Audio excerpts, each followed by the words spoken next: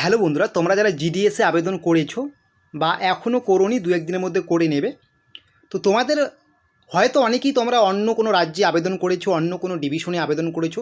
তো যেটা করেছো সেটা তো আর বলার কিছু নেই, তবে কিছু সমস্যায় তোমাদের পড়তে হবে। যারা অন্য কোনো ডিভিশন বা অন্য কোনো রাজ্যে আবেদন করেছো, ভালো একটা সমস্যায় পড়তে হবে। ভবিষ্যতে এমন একটা সমস্যায় পড়বে, তুমি এই জিডিএর জবটা নিজে থেকে ছেড়ে দেবে। হ্যাঁ, গভর্নমেন্ট জব আজকাল পাওয়াই যায় না, কিন্তু এটাও একদম 100% প্রুফ রয়েছে। আমাদের ভারতে যদি সবচেয়ে বেশি জব ছেড়ে দেওয়া হয় পেয়ে যাওয়ার পরেও, সেটা হচ্ছে জিডিএস। জিডিএসের জব কিন্তু বেশিরভাগ ছেলেমেয়ে কিন্তু 2-1 বছর করার পরে কিন্তু ছেড়ে দেয়, নিজে থেকে ছেড়ে দেয়। ঠিক আছে, কেন দেয় সেটাও আমি বলে দিচ্ছি। তো এরপরেও তোমরা এমন কিছু ভুল করবে যে ভুলের জন্য তোমাকে কিন্তু এই জিডিএসে তোমার কোনো বেনিফিট হবে না। তুমি শুধু জব করবে এবং তোমার যে লাইফস্টাইল সেটা এখন যেটা আছে তার থেকেও কিন্তু আরও কিন্তু কি বলবো, আরও নিচে চলে যাবে। এটা মাথায় রাখবে।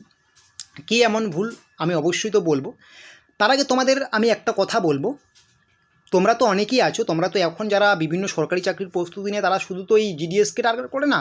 তোমাদের মধ্যে অনেকেই কিন্তু ডাব্লিউবিপি, কেপি, জেল পুলিশ, ক্লার্কশিপের মতো কিন্তু পরীক্ষার জন্য প্রস্তুতি নিচ্ছ, প্রত্যেকটাই কিন্তু মাধ্যমিক পাস যোগ্যতায়। তো তোমাদের জন্য কিন্তু আমরা প্র্যাকটিস সেট বানিয়েছি, সেটা আমি দেখিয়ে দিচ্ছি। আমরা কিন্তু এই প্র্যাকটিস সেটটা বানিয়েছি তোমাদের, বা এটা পিডিএফস বা ফ্রি ইবুকস বানিয়েছি। সেটা তোমাদের কি একদমই সামান্য প্রাইস রাখা হয়েছে, অনলি 45 রুপিস রাখা হয়েছে, এবং সাথে ফ্রি মক টেস্টের ব্যবস্থা রয়েছে। এমন গ্রুপে তোমাকে অ্যাড করা হবে যেখানে নিয়মিত মক টেস্ট দেওয়া হবে। তোমাদের ইতিহাস থেকে অল টপিকস থাকবে, ভূগোল, জীবনবিজ্ঞান, ভৌতবিজ্ঞান, রাষ্ট্রবিজ্ঞান, সংবিধান, সাথে তোমাদের কারেন্ট অ্যাফেয়ার্সটাও থাকবে 1 বছর। তো প্রাইস তোমাদের অনলি 45 রুপিস। তোমরা যখন পিডিএফস বা ইবুকটা সংগ্রহ করবে, সবার আগে ডেমো দেখবে, ডেমো দেখেই নেবে। এবং এটা নেওয়ার জন্য ভিডিও ডেসক্রিপশন বক্সে যেতে হবে, সেখানে আমাদের যোগাযোগের নম্বর আছে। সেই নম্বরে কিন্তু একটু যোগাযোগ করি তোমরা কিন্তু ডাব্লিউবিপি, কেপি, জেল পুলিশের ইবুকগুলো সংগ্রহ করতে পারবে। ঠিক আছে, তো অবশ্যই ভিডিও ডেসক্রিপশন বক্সে যাও। চলো এখন জিডিএসের আলোচ্য বিষয়ে আমরা যাই। হ্যাঁ, যেটা আমরা আলোচনা করলাম যে জিডিএসে এমন কিছু ভুল করো যার জন্য তোমাকে ভবিষ্যতে জবটা ছেড়ে দিতে হয়। অনেক ছেলেমেয়ের ভাবনা চিন্তা আছে যে নিজের রাজ্য ছেড়ে অন্য কোনো রাজ্যে, বিশেষ করে আসাম এবং ত্রিপুরা, আসাম এবং ত্রিপুরাতে কেন? কারণ জিডিএসে যে 10th পাস তোমরা যে করো, এখানে কোয়ালিফিকেশন 10th পাস, সেখানে কিন্তু জিডিএসের নোটিফিকেশনে উল্লেখ থাকে তোমার 10th পাসে বা 10 পাস সার্টিফিকেট যে লোকাল ল্যাঙ্গুয়েজ থাকবে, সেই ল্যাঙ্গুয়েজটা তুমি যেখানে পোস্টিং পাবে সেখানে যাতে থাকে। যেমন আসামের অনেক জায়গায় কিন্তু অনেক ডিভিশনে কিন্তু এই বাংলা আছে, ত্রিপুরার অনেক জায়গায় কিন্তু বাংলা আছে। সেইভাবে তোমরা কিন্তু ওই আসাম বা ত্রিপুরার ওই ডিভিশনগুলোতে তোমরা এই রাজ্য থেকে বা ওয়েস্ট বেঙ্গল থেকে আবেদন করো, যাতে সেখানে তোমরা খুব কম নম্বরে পেয়ে যাও জবটা। খুব ভালো জব পেয়ে যাবে, এটা ঠিক। রাজ্যের থেকে আসাম ত্রিপুরা একটু কাট অফটা কম যায়, সেই হিসেবে পেয়ে যাবে।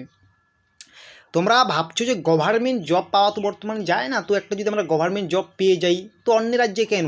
মানুষ তো গভর্নমেন্ট জব করতে কোথা থেকে কোথায় যায়, আমরা কেন যেতে পারবো না? অবশ্যই যাব, কিন্তু ভাই ব্যাপারটা ওই জায়গায় নয়। মানুষ যারা গভর্নমেন্ট জব করে তাদের কিন্তু মাইনে কত থাকে, তারা কিন্তু 30,000 থেকে 35,000 টাকা প্রত্যেক মাসে ইনকাম করে। ঠিক আছে, তো সেই টাকা দিয়ে তারা কিন্তু অন্য কোনো রাজ্যে গিয়ে পোস্টিং হতেই পারে। যেমন ইন্ডিয়ান আর্মি থেকে শুরু করে পুলিশের ক্ষেত্রে যেগুলো হয়, ওনাদের কিন্তু বেতন কিন্তু 30-35,000 টাকার উপরে থাকে, আরও বেশি থাকে, 50-60,000 টাকার উপরে থাকে। ঠিক আছে, সেই হিসেবে তারা কিন্তু অন্য একটা রাজ্যে কিন্তু খুব সুন্দর লাইফস্টাইল কাটাতে পারে। তো এখন কথা হচ্ছে তুমি জিডিএসে পাবে 12,000 টাকা, সে 12,000 টাকায় তুমি আসামে কী করে থাকবে, ত্রিপুরায় কী করে থাকবে? তুমি যেখানে জব করবে যে পোস্ট অফিসে, সেখানে তো তোমাকে থাকার কোনো ব্যবস্থা করে দেওয়া হবে না। তার জন্য তোমাকে এক্সট্রা ঘর ভাড়া নিতে হবে, এক্সট্রা রান্না বান্না, ইলেকট্রিক্স, খাবার দাবার সমস্ত কিছু মিলিয়ে তোমার কিন্তু প্রত্যেক মাসে শুধু তোমার পিছনে থাকার পিছনে, এমনকি ফ্যামিলি থাকলে তো আরও বড় সমস্যা, থাকার পিছনে তোমার কিন্তু প্রায় 7 থেকে 8,000 টাকা চলে যাবে। 7 থেকে 8,000 টাকা চলে যাবে। ঠিক আছে, তাহলে তোমার কাছে কিন্তু পুরো টাকাটাই শেষ হয়ে গেলো, তোমার কাছে কিন্তু আর কোনো টাকাই থাকলো না। তাহলে তুমি যে জিডিএসে জবটা করবে কেন করবে?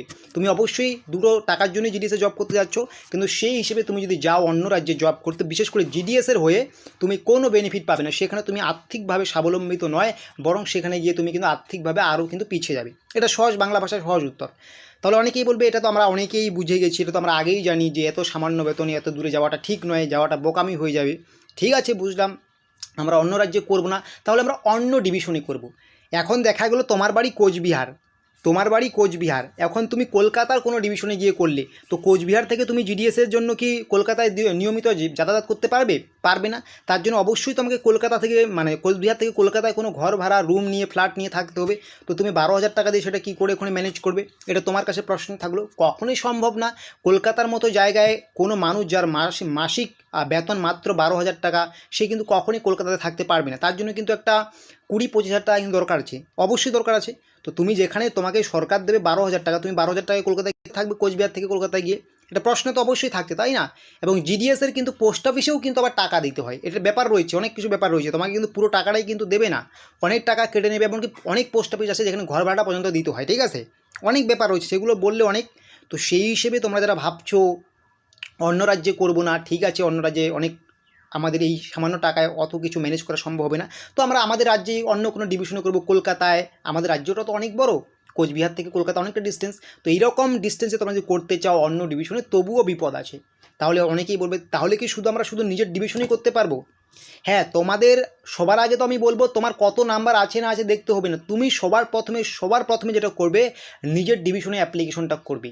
নিজের ডিভিশনে যখন তুমি অ্যাপ্লিকেশনটা করবে, তুমি যে মাসে 12,000 টাকা পাও, তুমি কিন্তু কিছু হলেও তুমি কিন্তু এখানে আর্থিক দিক দিয়ে বেনিফিট পাবে। যখনই তুমি অন্য ডিভিশনে চলে যাবে, হয়তো তোমার নামের আগে গভর্নমেন্ট অফ ইন্ডিয়ার একটা ব্যাপার থাকবে, তুমি একটা গভর্নমেন্ট জব করছো, তুমি একটা সরকারি লোক হয়ে যাচ্ছ, কিন্তু তোমার সেখানে আর্থিক দিক দিয়ে স্বাবলম্বী হবে না, তুমি বরং আর্থিক দিক দিয়ে আরও মানে পিছিয়ে যাবে, এটা বড় কথা। কারণ তুমি যখন অলরেডি এই জবটার পিছনে চলে যাবে, তুমি তো আর অন্য কিছু করতে পারবে না, তাই না। তো তাই আমি বলবো সবার প্রথমে নিজের ডিভিশনে আবেদন করো, এবং পারলে তোমার পার্শ্ববর্তী যে ডিভিশনটা আছে, যেখানে তুমি বাড়ি থেকে নিয়মিত যাতায়াত করতে পারবে, সেখানে তুমি করতে পারো। এই রকম না কোচবিহারে বাড়ি, জলপাইগুড়ি বাড়ি, তুমি কলকাতায় করলে, তুমি আসানসোলে করলে, এইরকম কখনই করতে যাবে না, নাহলে কিন্তু বিপদে পড়বে। একটা জিনিস তো আমি আগেই বলেছি যে জিডিএস এমন একটা জব যেখানে মানুষ বর্তমান গভর্নমেন্ট জব পায় না, কিন্তু গভর্নমেন্ট জব জিডিএস পাওয়ার পরেও কিন্তু ছেলেমেয়ে ছেড়ে দেয়, কারণ সেখানে এতটাই কম সামান্য মানের বেতন দেওয়া হয়, যেই বেতন দিয়ে কিন্তু বর্তমান সময়ে মানুষ চলতে পারে না, ঠিক আছে, এটা কিন্তু মাথায় রাখবে। তো এটুকু তাই বলে আমি কাউকে ডিমোটিভেট করছি না, জিডিএসে যেতে হবে না, যেতে হবে না এরকম বলছি না, কিন্তু ম্যানেজ করতে হবে। তার জন্য তোমাকে, যেহেতু তোমার বেতন কম, তার জন্য তোমাকে হোম পোস্টিং দরকার। তাহলে বাড়িতেও তুমি কিছু করতে পারবে, বা তুমি বাড়ি থেকে যাতায়াত করতে পারবে, তোমার খুব একটা খরচ হবে না, এটাই তো বড় কথা, তাই না। তো তাই তোমরা যদি এখন বোকার মতো শুধুমাত্র গভর্নমেন্ট জব পাওয়ার আশায় অন্যের রাজ্যে ত্রিপুরা আসামে করতে যাও, বড় একটা তোমাদের বাড়ি থেকে ডিস্টেন্স দেখে অন্য বিরাট বড় দূরে একটা ডিভিশনে অ্যাপ্লাইটা করো, তো জব পেলে তো তুমি সেখানেই পাবে, সেখানে তুমি কন্টিনিউ কী করে করবে, তাই না। তো এটার জন্যই বলবো, যদি জিডিএসে জব করতে চাও এবং লাইফ টাইম যদি তুমি জিডিএসে থাকতে চাও, বা তুমি যদি একটু ভালো করে জিডিএসে তুমি যে জবটা করতে চাও, সবার প্রথমে তো আমি বলবো, ফার্স্টে তো আমি বলবো নিজের ডিভিশনে করো ভাই। নিজের ডিভিশনে হয়তো তুমি জবটা পেলে না, কোনো কিছু যায় আসে না, জব পেলে না, তুমি আরও পরীক্ষা দিয়ে, তুমি অবশ্যই তো পড়াশোনা করছো, বাকি যে পরীক্ষাগুলো হচ্ছে ক্লাসে মিসলেনিয়াস, যে তোমার শিক্ষাগত যোগ্যতা আছে পুলিশ, সেগুলো চেষ্টা করো, সেগুলোও হয়ে যেতে পারে, তাই না। তো শুধুমাত্র জিডিএস তোমাকে পেতেই হবে, তার জন্য তোমাকে সাত সমুদ্র পাড়ি দিয়ে আসাম ত্রিপুরা যেতে হবে, কলকাতায় একটা 12,000 টাকার বেতনের জন্য কলকাতায় গিয়ে কিন্তু একটা বোকামি ছাড়া, ভণ্ডামি ছাড়া কিন্তু আমি মনে করবো এটার কিছুই নেই, তাই না। তো সেই হিসেবে কিন্তু ওই জিডিএসে যারা আবেদন করছো, যারা শুধুমাত্র অন্যের কথায় ভেবে ত্রিপুরা আসাম করছো, যারা ত্রিপুরা আসামে আমাদের রাজ্য থেকে জিডিএসে জব করে, তারাই বোঝে বাস্তবটা কতটা কঠিন, এবং সেরকম ছেলেমেয়েও নেই, ঠিক আছে। যদি দু একজন হয়ে থাকে, তো জিডিএসের জবটাই ছেড়ে দিয়েছে, ঠিক আছে। তো এগুলো কিন্তু মাথায় রাখবে, না হলে কিন্তু ভবিষ্যতে সমস্যা হবে। শুধু অন্য রাজ্যে একটা আমি আবেদন করলাম, সেখানে জবটা পেয়ে গেলাম, খুব আমি বড় কিছু করে ফেললাম, কখনোই না। জিডিএসে সবার প্রথমে আমি তো বলবো যাতে হোম পোস্টিংটা পাওয়া যায়, হোম পোস্টিং না হলে জিডিএসে খুব একটা বেশি বেনিফিট নেই। তার জন্য হোম পোস্টিং পাওয়াটা তো তোমার হাতে, তার জন্য তোমাকে নিজের ডিভিশনই করতে হবে।